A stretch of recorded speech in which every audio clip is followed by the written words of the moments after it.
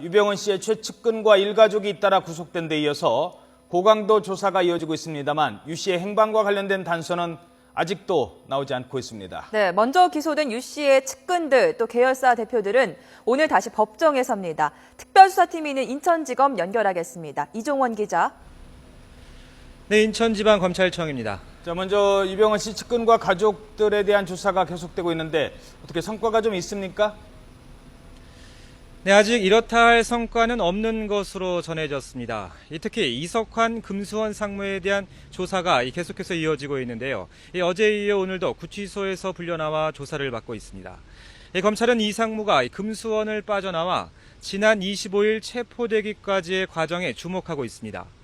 이 상무는 당초 검찰과 금수원 측의 메신저 역할을 하다 돌연 유 씨와 비슷한 시기에 연락이 두절됐는데요. 이 때문에 이 상무의 도피 경로를 재구성해 유 씨의 도피 경위를 짚어보겠다는 전략입니다. 이 상무는 전남 순천별장을 은신처로 마련하는 등 유 씨 도피에 핵심적인 역할을 했던 인물입니다. 지명 수배됐던 이 상무는 지난 25일 수원 호수공원에서 딸을 만나려다 경찰에 덜미가 잡혔고 그제 구속됐습니다. 앞서 구속된 유 씨 부인 권윤자 씨와 동생 유병호 씨를 상대로도 유 씨 부자 행방과 관련한 조사가 계속되고 있지만 역시 성과는 없는 상태입니다.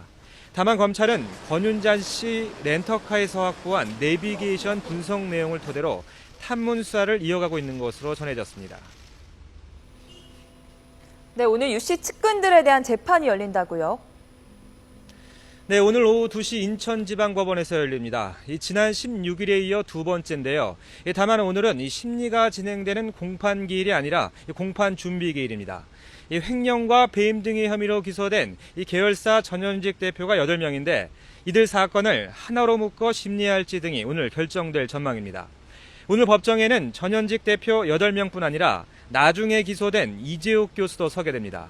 이 교수는 배임 혐의와 함께 유병헌 씨의 도피를 총괄 기획한 혐의도 받고 있는데요. 일단 오늘은 배임 혐의 부분에 대해서 이 계열사 대표들과 함께 재판을 받을지가 결정되고 범인 도피 혐의에 대해선 다른 조력자들과 함께 재판을 받게 될 전망입니다. 이 교수 이외에 유 씨의 도주를 돕다 기소된 구원파 신도 5명에 대한 첫 재판은 다음 달 21일로 잡혔습니다. 유병헌 씨 구속영장의 만기가 그 다음 날이기도 한데요.